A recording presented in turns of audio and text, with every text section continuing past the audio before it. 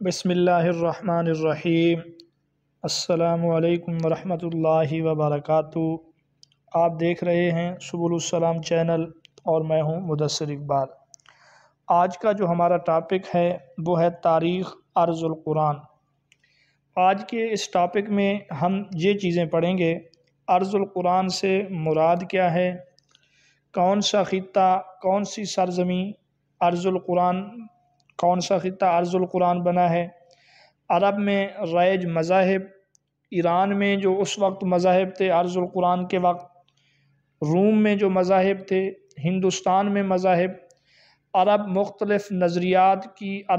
مختلف نظریات کی جامعیت تھی، اور عرب میں رائج ادیان کی تفصیل اور مذاہب باطلہ کی تردید، یہ آج کے ہمارے اس لیکچر کا حصہ ہیں۔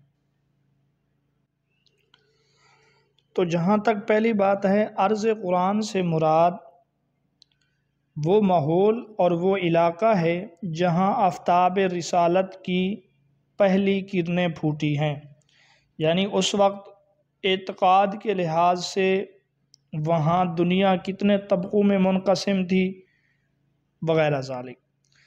اب اس چیز کو جاننا کیوں ضروری ہے؟ کیونکہ مذہبی تصورات جو نزول قرآن سے پہلے تھے، فہم قرآن کے لیے ان تمام حالات کو پیش نظر رکھنا ضروری ہے۔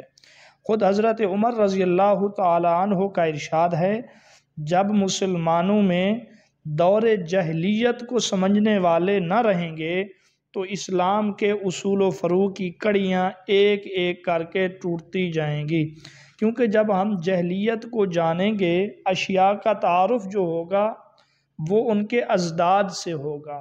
صحت کی اہمیت کا پتہ مریض اور مرض سے لگتا ہے، کھانے پینے اور نعمتوں کا پتہ اس بندے سے جا کے پوچھیں قدر جو بھوکا ہو۔ تو اسی لیے جاہلیت کی زمانے، جاہلیت کے جو مذہبی تصورات تھے ان کو اگر ہم جانیں گے تو پھر ہمیں فہم قرآن میں آسانی پیدا ہوگی۔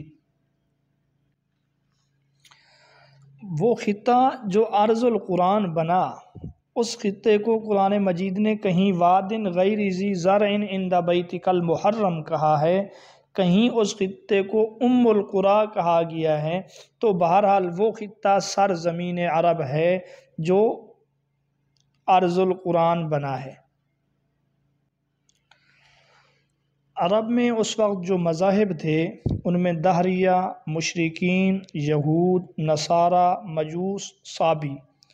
ایران میں اس وقت جو مذاہب تھے نزول قرآن کے وقت، زرتشت، مانوی مذہب کے پیروکار، یہود، نصارہ، مجوسی۔ روم میں اگرچہ عیسائی تھے لیکن وہاں یونانی اثرات کا بہت زیادہ غلبہ بھی تھا، تو اس یونانی اثرات کے ماتحت اجرام فلکیہ کی پرستش بھی کی جاتی تھی۔ چنانچہ سورج کی پوجا کرتے تھے تو سورج کو وہ کہتے تھے سن ڈے، اور جس دن چاند کی پوجا کرتے تو اس کو کہتے مون ڈے۔ اسی نظریے کا اثر آج تک باقی ہے، اگرچہ ناموں میں معمولی سی تبدیلی آ گئی ہے، سنڈے اور منڈے کے نام آج بھی ہمیں ملتے ہیں۔ تاریخ ارض القرآن کے حوالے سے اگر ہم ہندوستان کو دیکھیں تو ہندوستان میں اس وقت ہندو مشرکین، اصنام پرست، عناصر پرست، اجرام فلکیہ، نباتات اور حیوانات وغیرہ کے پرستار موجود تھے، اور یہ پھر مختلف ذاتوں میں بھی بٹے ہوئے تھے۔ ہندوستان میں کچھ ایسے بھی تھے جو ذات باری تعالیٰ کے سرے سے منکر تھے۔ انہی ہندوستانیوں میں عرض قرآن کے وقت جین مت کے ماننے والے بھی موجود تھے اور بدھ مت کے ماننے والے بھی موجود تھے۔ اب ہم بات کریں گے تیسرے اس کے اوپر، عرب میں مختلف نظریات کی جو جامعیت ہے اس کے اوپر ہم بات کریں گے۔ اب ہم یہ دیکھیں گے کہ سرزمین عرب کو خطہ قرآن کیوں قرار دیا گیا اور قرآن مجید کے لیے اس خطے کو کیوں چنا گیا۔ تو سمجھیے، عرب میں مختلف نظریات کی جامعیت تھی، کیونکہ عرب میں مشرک بھی تھے، یہود بھی تھے، نصارہ بھی تھے، مجوسی بھی تھے، یعنی یہاں ہر قسم کے لوگ، ہر مذہب کے لوگ، ہر خیال کے لوگ موجود تھے۔ ہندوستان کے مشرک یہاں پہ، شام کے یہود یہیں پہ، روم کے نصارہ یہیں پہ آباد، ایران کے مجوسی یہیں پہ آباد، عراق اور دیگر علاقوں کے صابی یہیں پہ آباد۔ اس وجہ سے چونکہ یہ سب لوگ، یہ سب مذاہب ظلمت و الحاد کے سمندر میں ڈوبے ہوئے تھے، اور قرآن کریم نے اسلام کی دعوت پیش کی، اس لیے اسی سرزمین اور اس خطے کو چنا گیا اور یہ ارض القرآن بنا۔ اسی طرح ایک اور وجہ یہ بھی بن سکتی ہے، عرب میں کوئی ایسی حکومت نہیں تھی جو سب کو ایک نظریے پہ لگا کے رکھے۔ روم میں عیسائیوں کی حکومت، ایران میں مجوسیوں کی حکومت، ہندوستان میں ہندوؤں کی حکومت، جبکہ عرب میں ایسی کوئی حکومت نہیں تھی، بلکہ آزادی رائے اور حریت فکر و عمل کی راہ میں کسی قسم کی زنجیریں اور رکاوٹیں حائل نہیں تھیں، بلکہ ہر ایک اپنے مذہبی معاملات میں آزاد تھا۔ اگرچہ کثرت یہاں پہ بت پرستوں کی تھی، اگرچہ مشرکین اپنے آپ کو ابراہیمی کہا کرتے تھے، حنیف کہا کرتے تھے، لیکن کسی دوسرے کو یہیں پہ مذاہب کے حوالے سے رکاوٹ نہیں تھی۔ کعبہ کا وجود بھی یہیں پر تھا، اور اسی طرح جس طرح حج جو ہے تمام عبادات کے لیے جامع ہے، تو چونکہ یہ علاقہ اس قسم کا تھا، یہاں پہ جامعیت تھی، اس وجہ سے اس علاقے کو ارض القرآن کہا گیا اور اس خطے کو چنا گیا۔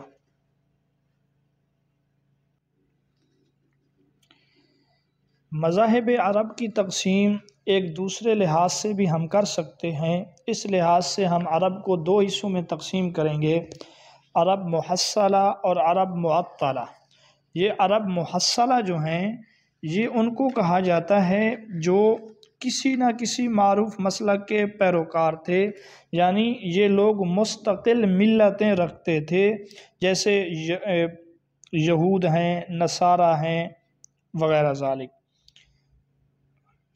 اور دوسرے نمبر پر ہیں عرب معطلہ، یہ جو تھے کسی مذہب کے پیروکار نہ تھے، ان کی قوت نظریہ انتہائی پستی میں تھی، اور یہ لوگ محض منفی موقف رکھنے کی وجہ سے کسی ملت کے نہ بنے تھے۔ پھر ان کے بھی آگے جو ہے نا مختلف طبقات ہیں، جیسے دہریہ ہے، منکرین بعثت ہیں، منکرین رسالت بشری ہیں، مشرکین عامہ وغیرہ۔ بہرحال اب ہم عرب معطلہ کے جو طبقات ہیں ان کا تذکرہ کریں گے، اور بتائیں گے کہ عرض قرآن نے یا تاریخ عرض القرآن میں ان کی کس طریقے سے تردید کی گئی ہے۔ ان میں جو پہلا طبقہ ہے ان کو دہریہ کہا جاتا ہے۔ ان کا تعارف یہ ہے، قرآن حکیم ان کے متعلق کہتا ہے وَقَالُوا مَا هِيَ إِلَّا حَيَاتُنَا الدُّنْيَا نَمُوتُ وَنَحْيَا وَمَا يُهْلِكُنَا إِلَّا الدَّهْرُ، کہ وہ کہتے ہیں کچھ نہیں، بس یہی ہے ہمارا جینا دنیا کا، اور ہم مرتے ہیں، زندہ ہوتے ہیں۔ وَمَا يُهْلِكُنَا إِلَّا الدَّهْرُ، اور ہماری موت صرف دہر یعنی زمانے کے چکر سے۔ تو یہاں سے ان کا نام دہریہ رکھا گیا، یہ بس اسی زمانے کے چکر اور گھومنے کو سب کچھ سمجھتے ہیں۔ اب یہ سورۃ جاثیہ کی آیت میں نے تلاوت کی ہے، آیت نمبر ہے 24۔ ان کی تردید اس طریقے سے کی گئی ہے، اللہ پاک نے اس کارخانہ کائنات کی انفسی، یعنی جو انسان کی اپنے نفس کے اندر نشانیاں ہیں، اور انسان کے لیے جو آفاق میں نفس کے علاوہ جو جہان میں نشانیاں ہیں، ان کی طرف متوجہ کیا۔ قرآن مجید نے مختلف طریقوں سے اس کو سمجھایا کہ ان فی خلق السماوات والارض واختلاف اللیل والنہار، کہ تم جو یہ کہتے ہو سب کچھ زمانہ ہے، ایسا نہیں، بے شک آسمان و زمین کی پیدائش، رات دن کے پیچھے اور آگے آنے جانے میں عقل مندوں کے لیے خدا کی قدرت کے کھلے نشان ہیں۔ اللہ الذی رفع السماوات بغیر عمد، اللہ وہ ذات ہے جس نے آسمان کو بغیر ستونوں کے کھڑا کیا۔ یہ ایک علامت اور نشانی ہے کہ تم جو زمانے کو دیکھتے ہو، زمانے میں تو کوئی چیز بغیر کسی سہارے کے تم کھڑا نہیں کر سکتے۔ یہ جو آسمان بغیر ستون اور بغیر سہارے کے کھڑا ہے، معلوم یہ ہوتا ہے یہ زمانے کا چکر نہیں ہے، بلکہ اس کا کوئی خالق موجود ہے۔ اولم ینظروا فی ملکوت السماوات والارض، کیا وہ زمین اور آسمان کی بادشاہت اور ان چیزوں میں نہیں دیکھتے؟ اور اس کے علاوہ مختلف دلائل سے ان کو متوجہ کیا گیا، ان کی تردید کی گئی۔ ان میں دوسرا طبقہ جو تھا وہ تھا منکرین آخرت کا۔ عرب معطلہ میں سے یہ لوگ خدا کی ہستی کا تو انکار نہیں کرتے تھے، مگر یہ سمجھتے تھے جس طرح دوسرے حیوانات مرنے کے بعد فنا ہو جاتے ہیں، ختم ہو جاتے ہیں، موت کے بعد انسان بھی اسی طرح ہے، یعنی آخرت کے مراحل کے منکر تھے۔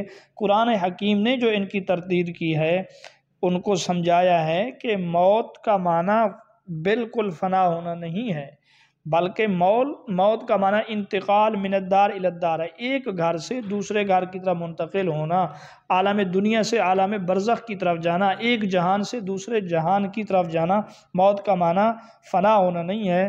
تو اللہ رب العزت نے ان کو جو سمجھایا ہے، تخلیق انسانی کے مراحل بیان کیے ہیں کہ تم دیکھو اللہ نے تمہیں کیسے پیدا کیا، تو جو اللہ اتنے پراسس اور اتنے مراحل کے بعد یہ کر سکتا ہے، کرتا ہے، تو تمہیں کل قیامت کے دن بھی دوبارہ وہ اٹھائے گا۔